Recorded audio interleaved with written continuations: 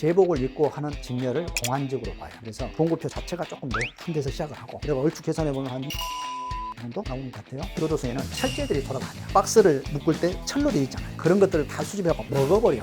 심지어 21번째 수술을 했어요. 자, 어떻게 얘기 좀 들어볼까요?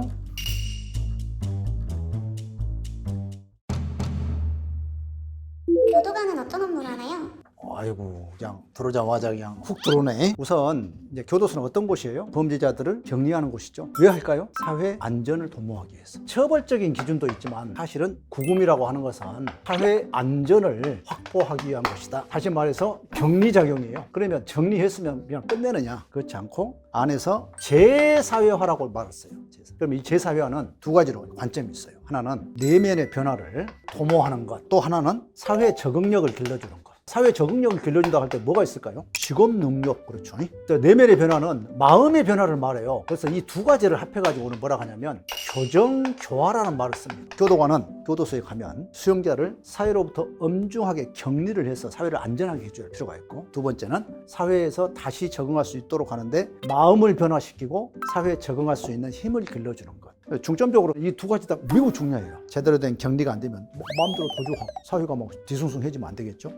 이제 통상 이제 업무를 볼 때 이 사람들을 교도소는 주요한 타켓으로 삼기 때문에 이 업무를 주로 하는 부서가 있고, 이 부서의 업무를 보조해 주는 부서로 나눠져 있어요. 그래서 수용자들을 집중적으로 관리하는 곳을 보안과라고 합니다. 어떻게 수용자들에게 다른 처우를 할 것이냐 도움을 주는 것이 분류심사라는 게 있고요. 그 다음에 다양한 사회복귀과가 있어요. 이렇게 마음의 치료를 해서 심리 치료를 하고요. 수용자들이 입고 자고 먹는 거 있죠. 복지과가 있어요. 아프면 치료해야죠. 의료과가 있고요. 이 사람들이 법원이나 검찰청에 갈 때 또는 다른 교도소로 이송할 때 업무를 보기 위해서 출정과라는 게 있어요. 교도소에는 이 수용자를 다루기 위한 과도 있지만 교도관들을 처우하기 위한 조직도 있어야 한단 말이지. 그게 이제 총무과예요. 총무과.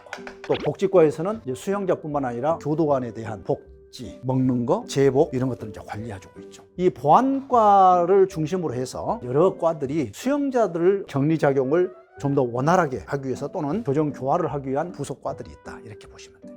그런데 교대 근무를 하지 않는 교정직 공무원도 있다던데 진짠가요? 이제 교도소 가면은 뭐 야근 얘기를 많이 하니까 다 야근하는 줄 아는데 그렇지 않아요. 이 보안과는 주간, 야간 계속 지켜줘야 해요. 그래서 여기 보안과에 야근 부서가 있어요. 4개 부서로 돼 있어요. 4개 부서. 4교대를 하고 있다는 얘기야. 전체 교도관 인원 중에 30 내지 40%만 야근을 하신다고 보면 돼요. 그리고 나머지 분류심사, 사회복귀, 심리치료, 복지, 의료, 출정, 총무 전부 다 뭐예요? 일근 업무예요. 주로 이제 보안과에 많은 인원이 투입이 되지만 거기에서 또 야근하는 사람들은 많지 않아요. 전체 교도관 중에 야근 인원은 3분의 1이 안 된다고 봐야지. 그러니까 교도관 가면 무조건 야근한다 이렇게 생각하시면 안 돼.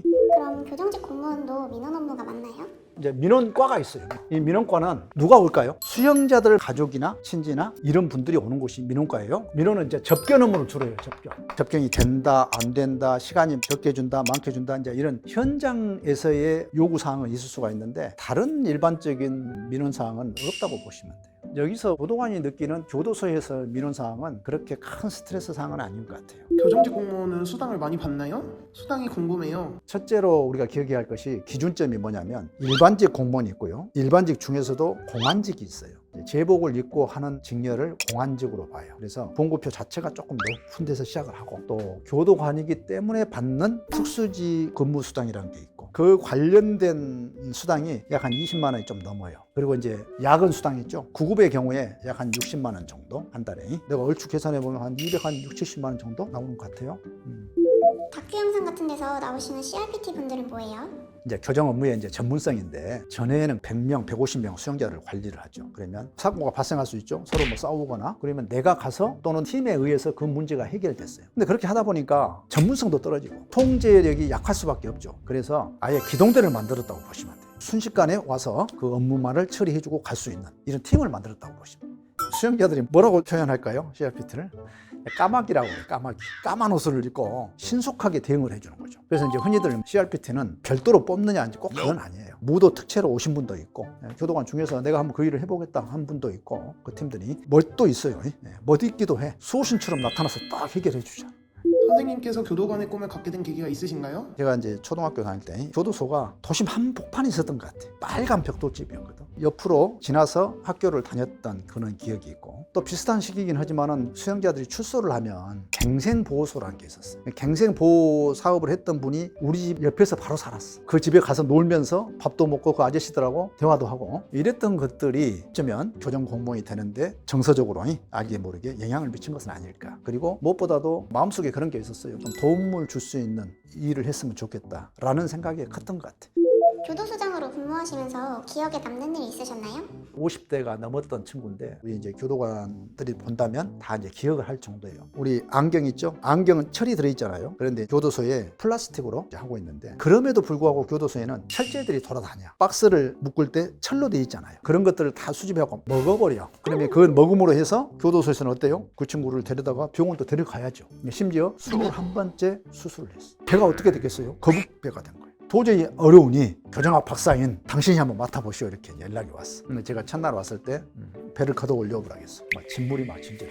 그래서 내가 손으로 툭툭 쳤어요. 부모님이 준 이 몸을 왜 이렇게 관리하냐. 그래서 그 마음이 무엇인지를 좀 알고 싶더라고요. 그런 친구들은 이제 어떤 것이 문제냐면, 심리학적으로 보면 본인이 일탈된 행위를 통해서 뭔가 관심을 받는 기쁨을 맛볼 수가 있고, 사회적인 어떤 관계를 맺어보지 못한 사람일 수가 있어요. 교도소에서 수용자를 바라볼 때 조금 더 과학화된 그런 관점에서 좀 바라봐야겠다라고 하는 계기가 됐다는 거예요. 청주 여자 교도소에서도 교도소장으로 일하셨는데 여자가 많이 발령나는 편인가요? 거기는 이제 여자 수용자만 있죠. 그래서 여자 교도관이 90%, 전체 250명 중에서 남직원이 한 20여 명 정도 돼요. 여직원들이 주로 많죠. 그리고 얘가 부산 사람이다, 광주 사람이다, 서울 사람이다. 그런데 청주 여자 교도소 갔다 그러면 집으로 가고 싶잖아요. 한 2년쯤 있으면 이제 자리가 나면 보내줘요. 그리고 이제 또 신규 직원들이 또 들어가고, 이런 시스템. 혹시 아직도 교도소에서 콩밥 먹나요? 콩밥이 없어진 지는 오래됐고요. 지금은 이제 쌀을 주식으로 하고 있는데, 근데 쌀만 먹기는 사실은 거의 불편하거든요. 그래서 보리를 한 20% 정도 넣은 것처럼 보여. 그런데 거의 쌀밥이라고 보시면 돼요. 교정직은 어떤 과목으로 공부하면 되나요? 국어, 영어, 한국사는 공통인 거 알고 계시죠? 그리고 두 과목인데 형사소송법하고 교정학이죠. 이 두 과목을 공부하면 됩니다. 교정직 경쟁률이 매년 오르던데 여자는 항상 더 높더라고요. 왜 그럴까요? 늘 좀 높았어요. 점수로는 약 10점 차이가 나요. 남자 점수에 비해서. 그러니까 상당히 높죠. 10점 차이는 적지 않는 점수잖아요. 만약에 남녀 구분 없이 뽑게 되면 어떻게 될까요? 대한민국은 여성들이 더 세. 합격을 다 해버릴 수가 있어요. 구체적인 피지컬도 중요하거든요. 물리적 힘도. 아직은 교도관을 남녀 구분해서 뽑다 보니까 어쩔 수 없이 점수가 높을 수밖에 없다.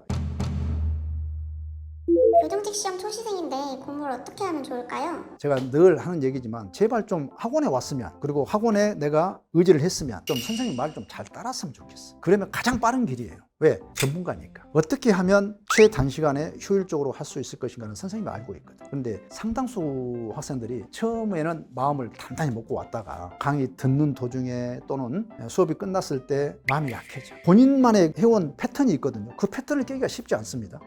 이렇게 수업이 진행될 바에 내가 혼자 공부하면 어떨까? 이런 생각들을 해. 그럼 돌아가서 하루 이틀은 잘 돼. 그런데 기출문제를 풀었다 했을 때 70점 내지 80점까지 올라올 때까지는 의지를 해야 해요. 그래서 선생님이 요구하는 커리큘럼대로 따라서 진지하게 맡겨야 해요. 그러면 훨씬 더 빨리 안정적으로 점수를 확보할 수가 있어요. 교정직 공부 순서가 궁금해요. 교정학은 두 과목으로 구성되어 있어요. 사실은 교정학하고 형사정책으로 구성되어 있어요. 형사소송법하고 교정학은 철저하게 전략 과목화라는 얘기를 하고, 전략 과목이란 것은 내가 공부한 만큼 점수로 보답이 되는 과목을 나는 전략 과목이라고 얘기해요.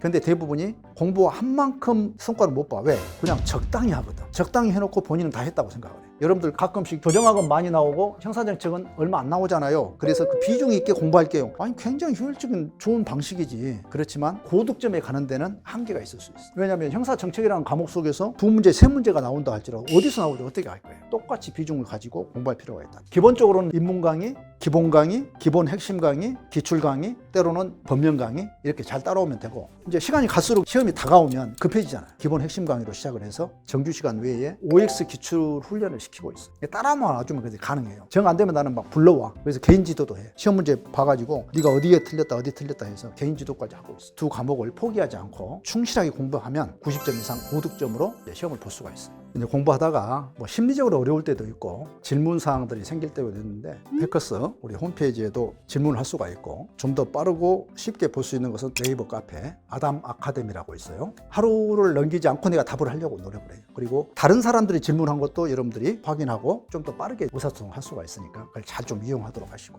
어쨌거나 제 반경에 떠나지 말라는 거야. 제 반경에서 합격할 때까지 열심히 좀 열매를 맺었으면 좋겠다.